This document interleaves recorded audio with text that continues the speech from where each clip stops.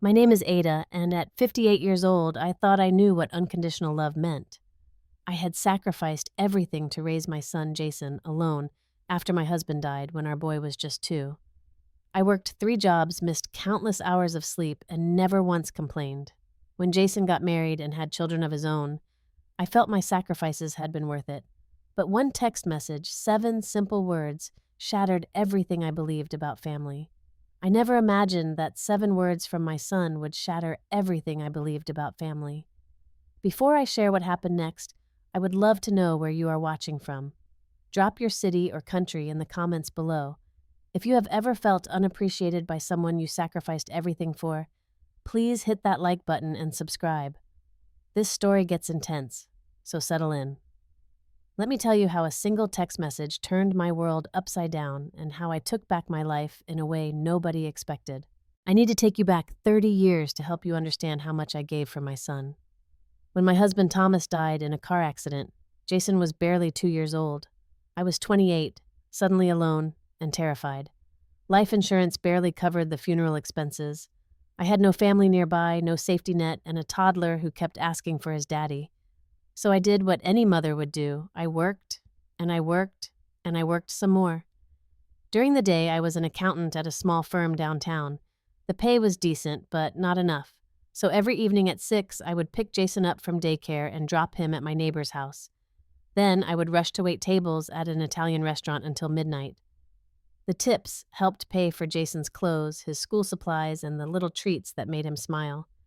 On weekends, while other mothers took their children to parks or movies, I cleaned office buildings. Jason would sometimes come with me doing his homework in empty conference rooms while I vacuumed and scrubbed toilets. I woke up every morning at 5. I made Jason breakfast, usually pancakes or oatmeal, and packed his lunch with the kind of care that came from love and guilt. I felt guilty that I could not spend more time with him. Guilty that he had to grow up so fast. Guilty that while other kids had 2 parents, he only had me and I was always exhausted. But Jason never complained. He was a sweet kid, always saying thank you, always hugging me tight before bed, even when I came home late. I never bought anything for myself. Every dollar went into a savings account for Jason's college education.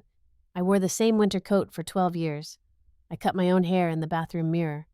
When my shoes wore holes in the soles, I put cardboard inside them and kept wearing them for another 6 months. People at work probably thought I was poor, and I guess I was. But Jason never went without. He had new shoes every school year. He had a bicycle when he turned 10. He had a laptop for high school. Everything I did was for him, and it paid off. Jason was brilliant. He graduated high school with honors and earned a partial scholarship to a good university. I covered the rest with my savings and a second mortgage on our small house. He studied business, made Dean's List every semester, and graduated with job offers from 3 different companies. The day he walked across that stage to get his diploma, I cried so hard I could barely see him through my tears. All those sleepless nights, all those aching feet, all those years of sacrifice had been worth it. Jason took a position at a prestigious financial firm in the city. He rented an apartment, bought himself a nice car, and started building the life I had always dreamed he would have. Then he met Brielle at work. She was beautiful, ambitious, and came from a wealthy family. They dated for 2 years before Jason proposed. I used $15,000 from my retirement savings to help pay for the wedding. I wanted it to be perfect for him. When I saw Jason and Brielle exchange vows, I thought my job was done. My son had found happiness. He had someone to share his life with. I could finally breathe, but things started changing almost immediately after the wedding. At first, Brielle was polite and friendly. She called me Mom and smiled when we talked. But slowly, I noticed the shift. When I called Jason, Brielle would often answer his phone and say he was busy. When I visited, she always seemed to have plans that required them to leave soon. During family dinners, she would check her phone constantly or excuse herself to take calls. I tried to tell myself she was just busy with work. Young couples needed their space right. I did not want to be that mother-in-law who overstayed her welcome. Jason still called me regularly, though. Every Sunday evening, my phone would ring and we would talk for an hour. He would tell me about work, about the house they were buying, about their plans to start a family. When Emma was born, I was there at the hospital within an hour. When Lucas came along 2 years later, I was just as thrilled. I babysat when they needed me. I brought over meals when Brielle was too tired to cook. I never asked for anything in return. Being a grandmother was the greatest joy of my life. Then came the phone call that changed everything. It was a Tuesday evening in May. Jason called and said he had exciting news. His company was giving him a bonus, and he and Brielle wanted to use it to take the family on a cruise to the Caribbean. 10 days of sunshine beaches and relaxation, and they wanted me to come along. They would pay for everything, my ticket, my cabin, everything. I just needed to pack my bags and show up. I could not believe it. A family vacation. Our first real vacation together. I had never been on a cruise before. I had never even been out of the country. My heart felt like it would burst with happiness. I started packing my suitcase that very evening, my heart lighter than it had been in years. The next 2 weeks were a blur of excitement. I went shopping for the first time in years, buying myself 2 new sundresses and a swimsuit. I felt silly, a 58-year-old woman trying on bathing suits under fluorescent dressing room lights, but I did not care. I was going on vacation with my family. I got my hair done at a salon, something I had not done in decades. I bought sunscreen motion sickness pills and a new pair of sandals. I even splurged on a wide-brimmed hat that I thought would look nice in photos. I called my friend Patricia and told her the news. She was so happy for me. We had worked together at the restaurant for years, and she knew how hard I had worked, how much I had sacrificed. She helped me pick out a few more outfits and promised to water my plants while I was gone. I felt young again, hopeful, like maybe there were still good things waiting for me in life. 3 days before we were supposed to leave, my phone buzzed with a text message. I was in the kitchen making dinner when I heard it. I wiped my hands on a dish towel and picked up the phone. The message was from Jason. My heart did a little happy flip. Maybe he was texting to confirm pickup times or to ask what kind of snacks I wanted him to bring. I opened the message. Hey, Mom, plans changed. You are not coming on the trip. It is for family only. Sorry. I read it once, then twice, then 3 more times. The words did not make sense. Plans changed, family only. But I was family. I was his mother. I stared at the screen until the words blurred together. My hands started shaking. I sat down at the kitchen table because my legs suddenly felt weak. This had to be a mistake. Maybe Jason's phone had auto-corrected something wrong. Maybe this message was meant for someone else. Maybe he was joking, though Jason had never had that kind of sense of humor. I called him immediately. The phone rang and went to voicemail. I called again. Voicemail again. I sent a text message. Jason, honey, is everything okay? Did I do something wrong? No response. I tried calling Brielle. Her phone rang twice and then went silent like she had rejected the call. The pit in my stomach grew deeper. I did not sleep that night. I lay in bed staring at the ceiling, my phone on the pillow next to me, checking it every few minutes. At 3 a.m, I got up and reread the message again, looking for clues I might have missed. Family only. What did that mean? I had given birth to him. I had raised him. I had sacrificed everything for him. If I was not family, then what was I? By the time the sun came up, I had convinced myself there had been some terrible misunderstanding. Maybe Brielle's parents had decided to join the trip and there were not enough cabins. Maybe Jason was planning a surprise for me and had worded the text badly. I clung to these desperate hopes like a drowning person clings to driftwood. At 8 a.m, my phone buzzed again. Jason. My heart leaped. I opened the message immediately. Mom, please respect our decision. This trip is for our immediate family. We need this time together. And just like that, my hopes shattered. This was not a misunderstanding. This was intentional. Jason, my son, the boy I had given my entire life to, had decided I was not part of his immediate family. The words hit me like a physical blow. I felt like I could not breathe. I sat on the edge of my bed, the phone clutched in my hand, and something inside me broke. For the first time in 30 years, I felt like a stranger to my own son. I spent the rest of that day in a fog. I called in sick to work. I could not face people, could not pretend everything was fine. I sat in my living room surrounded by photos of Jason at every age. Baby Jason in my arms at the hospital. Toddler Jason on his first day of preschool. Teenage Jason in his graduation gown. Adult Jason on his wedding day. In every single photo I had been there. Supporting him, loving him, sacrificing for him. By evening, I knew I needed answers. I called Derek, Jason's best friend since college. Derek was a good man, honest and straightforward. If anyone would tell me the truth, it would be him. When he answered, I could hear the discomfort in his voice immediately. "Ada," he said slowly, "I was wondering if you would call me." "Derek." "Please," I said. "I need to know what happened. Why did Jason uninvite me from this trip?" There was a long pause. Then Derek sighed. "Okay, but you did not hear this from me. Brielle has been... Well, she has been talking to Jason about boundaries. She thinks you are too involved in their lives." "Too involved," I repeated, stunned. "I barely see them. I only come over when they invite me." "I know," Derek said quickly, "but Brielle has been saying things to their friends. She told people you are always trying to interfere with how they raise the kids. She said this cruise was supposed to be just their core family, and having you there would, and these are her words, not mine, ruin the vacation. I felt like someone had punched me in the stomach. Interfere. I had never interfered. I babysat when they asked. I brought gifts for the kids. I had always been careful not to overstep. What had I done wrong?" Derek continued, his voice gentle. "Jason loves you, Ada, but he is trying to keep the peace at home. Brielle basically gave him an ultimatum. Either you do not come on the trip, or she and the kids do not go. Jason chose his wife." "Of course he did," I whispered. "What else could he do?" After I hung up with Derek, I sat in the dark for a long time. I thought about all the little moments I had dismissed. Brielle's coldness when I suggested a recipe she might try. The way she had said, "We have everything we need," when I bought toys for the kids. How she posted dozens of family photos on social media but never tagged me or included pictures with me in them. I had told myself I was being paranoid. Now I realized I had been blind. Then I started thinking about other things. 2 years ago, Jason had asked me to add his name to the deed of my house. He said it would make things easier if something happened to me, that it would avoid probate fees and legal complications. I had trusted him completely and signed the papers without question. Jason was also listed as an authorized user on 2 of my credit cards. I had added him years ago to help him build his credit score when he was just starting out, and he had power of attorney over my bank accounts in case of emergency.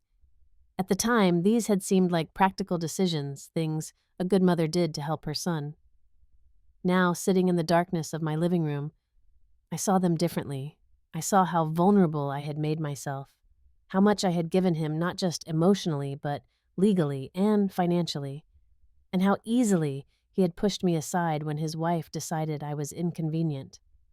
I looked around my house, this house where I had raised Jason alone, where I had worked myself to exhaustion to keep the mortgage paid, where every piece of furniture held a memory of his childhood, and I realized something. I had spent 30 years sacrificing for my son, and this was how he repaid me. But I was not going to sit there and cry anymore. I did not sleep that night either, but this time it was not because of sadness. It was because I was making plans. By the time the sun rose, I knew exactly what I needed to do. If Jason did not consider me family, then I needed to stop acting like his mother and start protecting myself. This was not about revenge. This was about self-respect, about showing my son that actions have consequences. At 9 in the morning, I called a family lawyer. I explained my situation, how my son's name was on my house deed, how he had access to my accounts. The lawyer listened carefully and then told me what I needed to know. Since I was the primary owner of the house and had paid off the entire mortgage myself, I had every legal right to sell it.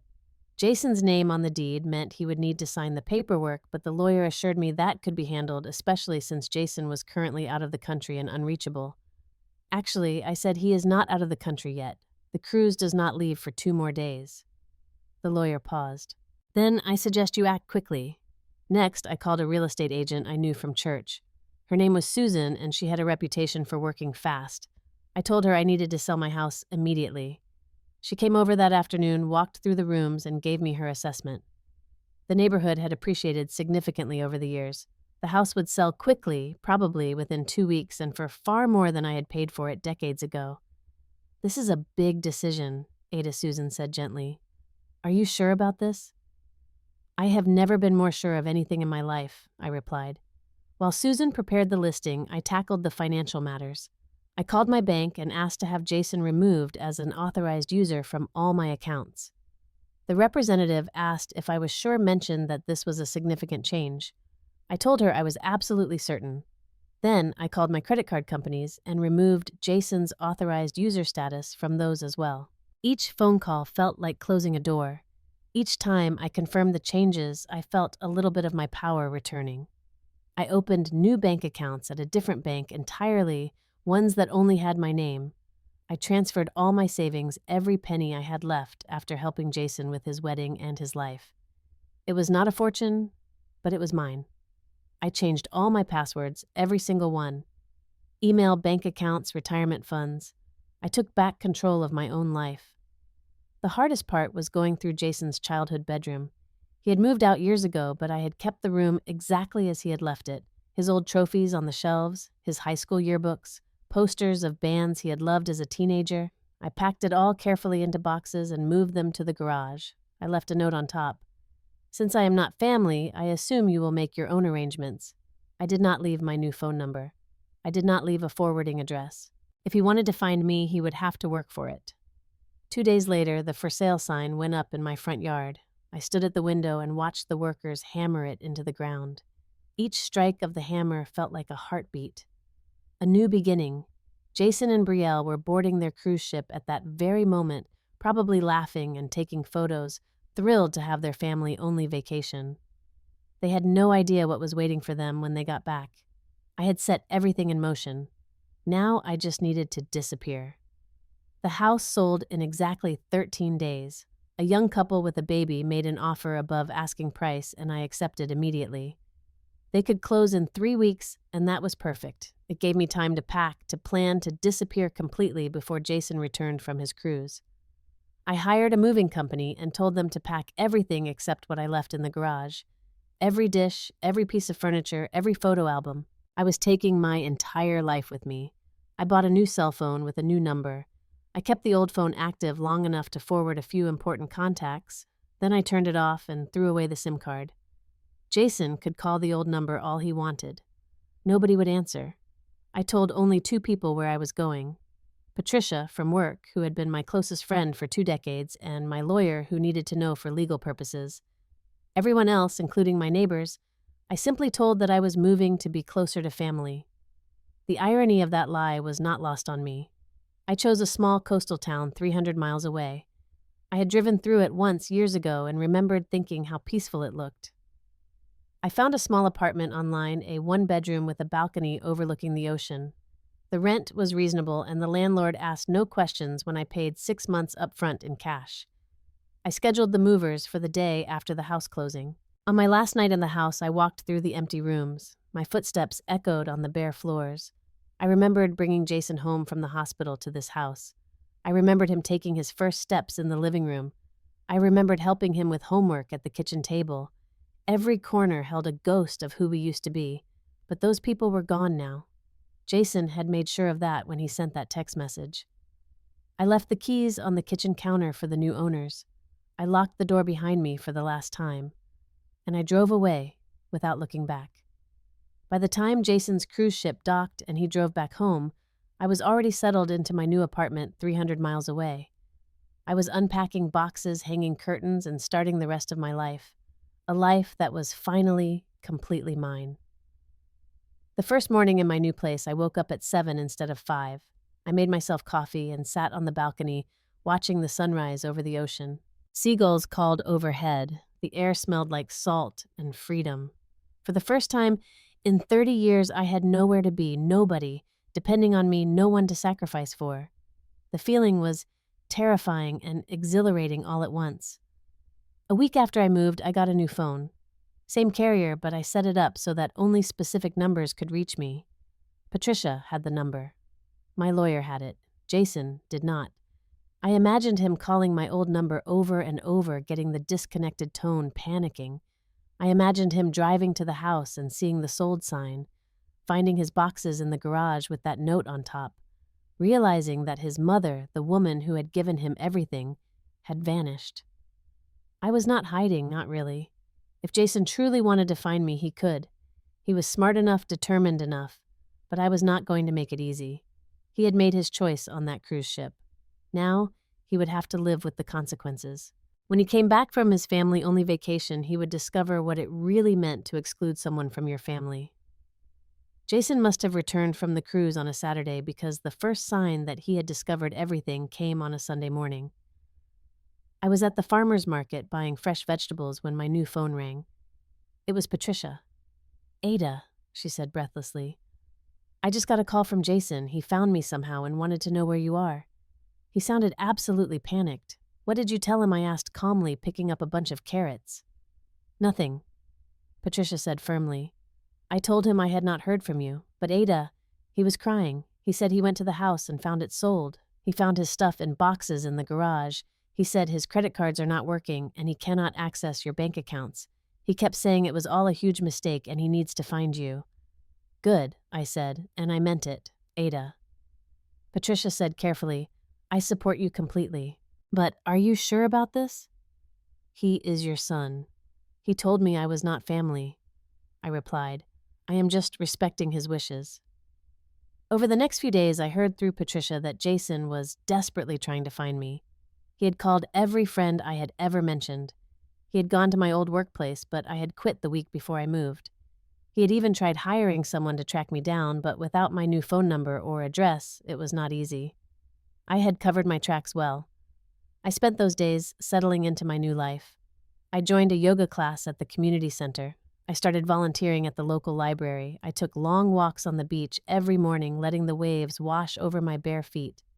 I read books I had always meant to read but never had time for. I learned how to paint watercolors. For the first time since I was 28 years old, I was living for myself. But I would be lying if I said it did not hurt. Every time I saw a grandmother with her grandchildren at the park, my heart ached for Emma and Lucas.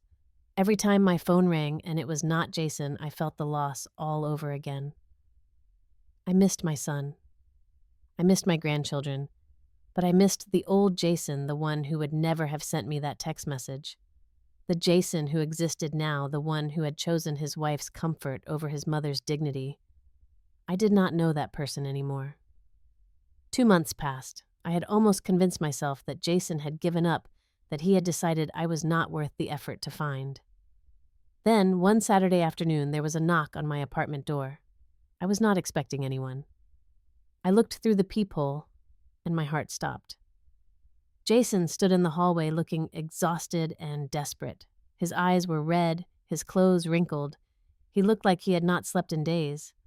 I considered not opening the door. I considered pretending I was not home. But I had not done all of this just to hide. I had done it to show him the consequences of his actions. So I took a deep breath, straightened my shoulders, and opened the door. Jason looked at me like he was seeing a ghost. "What are you doing here, Jason?" I asked calmly. Jason took a step forward, and I saw tears streaming down his face. "Mom," he choked out. "Mom, I am so sorry. I was wrong. I should never have sent that text. Please, please forgive me." I stood in the doorway, not moving aside to let him in. I kept my voice level.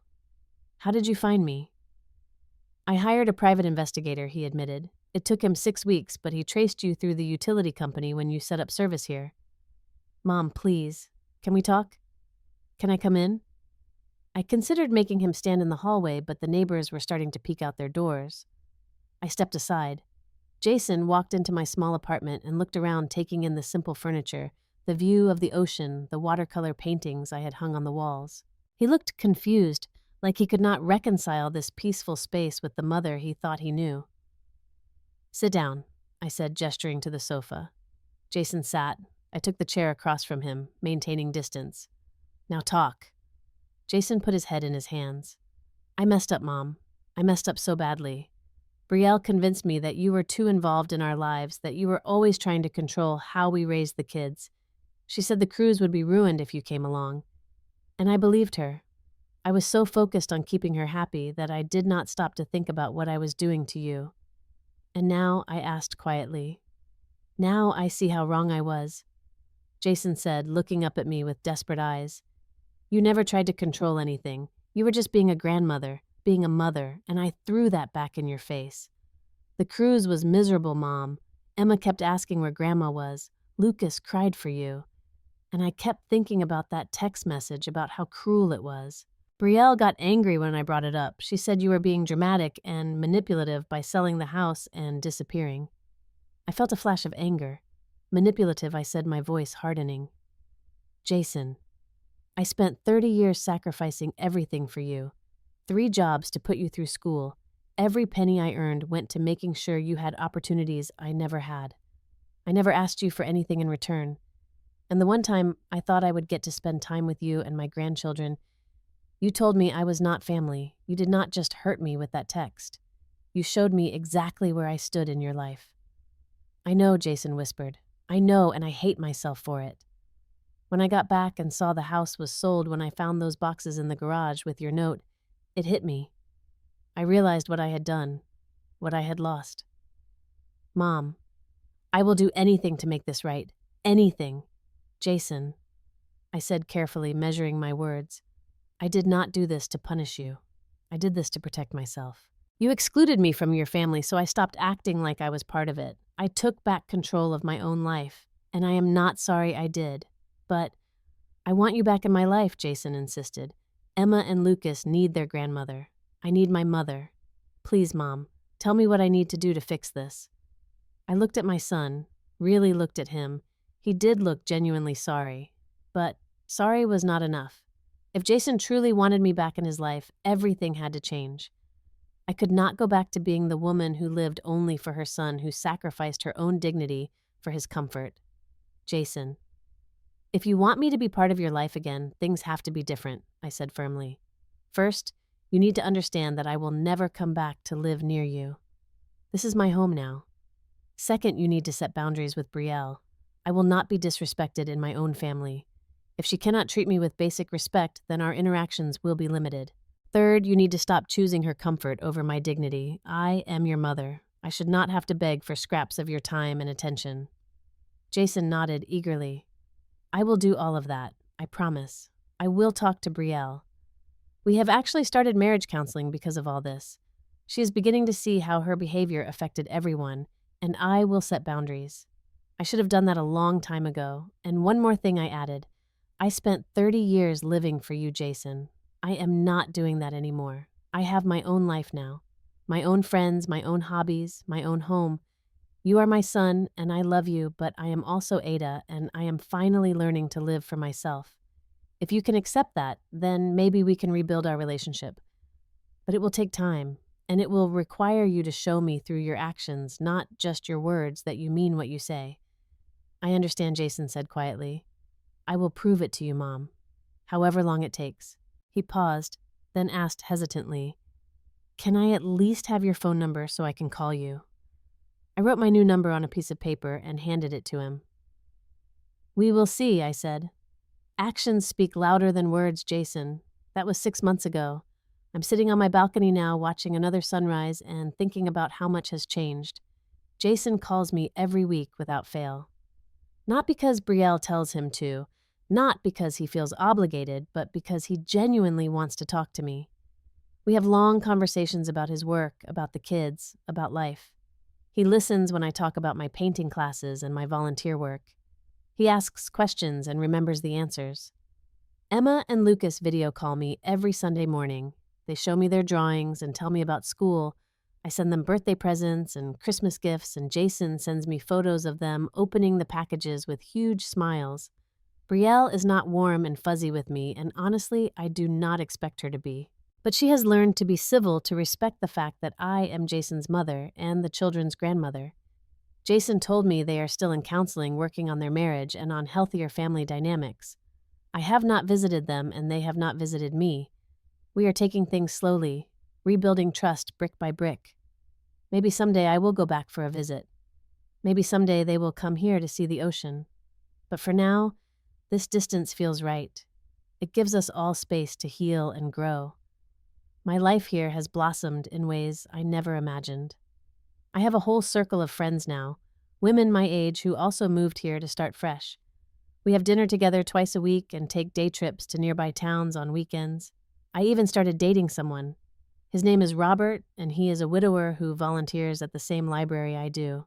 We take things slowly, just enjoying each other's company, going to concerts and art galleries and long dinners where we talk about books and travel and all the things we want to do with the rest of our lives. Last month, I took my first real vacation. I drove down to Charleston, South Carolina, and spent 5 days exploring historic sites, eating amazing food, and taking photographs. I stayed in a bed and breakfast near the water. I ate breakfast on the porch every morning and watched the boats go by. I did not hurry. I did not stress. I just existed in the moment, and it was glorious. I sent Jason a postcard with a photo of Rainbow Row.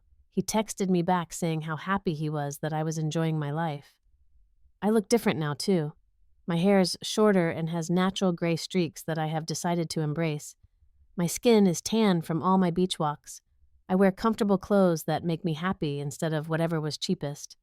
I smile more. I laugh more. I sleep better at night. People tell me I look younger than 58, and I think maybe they are right.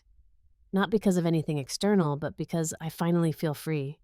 I have learned so much in these past months. I learned that loving someone does not mean sacrificing everything you are. I learned that setting boundaries is not selfish, it is necessary. I learned that you can love your child deeply while also requiring them to treat you with respect. I learned that it is never too late to start living for yourself, to pursue your own happiness, to build a life that belongs to you alone. Most importantly, I learned that sometimes the people we love need to face consequences for their actions. Not out of cruelty, but because consequences teach lessons that words never can. Jason learned what it felt like to lose me. He learned that his mother was not an accessory to his life that he could pick up and put down at his convenience. He learned that family is not just about blood, it is about respect and love and showing up for each other. And he learned all of that because I was brave enough to walk away. I do not regret selling the house. I do not regret disappearing. I do not regret any of it. Those actions were not about punishing Jason, they were about saving myself, about refusing to be treated as less than family by my own son, about taking back my power and my dignity after 30 years of pouring everything I had into someone else. Do I still feel sad sometimes? Yes. Do I miss the early years when Jason was little and I was his whole world? Of course, but I do not miss the woman I was 6 months ago. The woman who would have accepted that text message and swallowed her hurt because she did not think she deserved better. That woman is gone. In her place is Ada, 58 years old, living by the ocean, painting watercolors, falling in love with life again. Jason and I will probably never have the relationship we once had, and that is okay. Relationships evolve. People change. What matters is that we are both trying now, both putting in effort, both respecting each other's boundaries and needs. That is healthier than what we had before, where I gave everything and he took it for granted. If you are listening to this and you see yourself in my story, if someone in your life has made you feel like you do not matter, like your sacrifices mean nothing, I want you to hear this. You deserve better. You deserve respect. You deserve to be treated like you matter because you do. And if the people in your life cannot see that, then maybe it is time to step back and build a life where you come first for a change. Sometimes the greatest gift you can give someone is the consequence of their actions.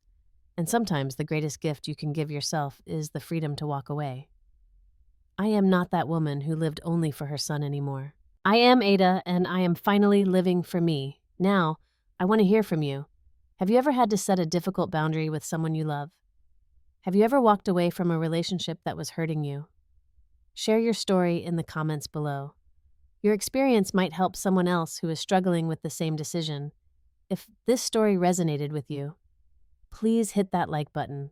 Subscribe to hear more stories about real people facing real challenges. And share this video with someone who might need to hear it. Sometimes, we all need a reminder that we are worth fighting for. Thank you for listening to my story. I hope it brings you courage if you need it, validation if you are doubting yourself, and hope that it is never too late to choose yourself.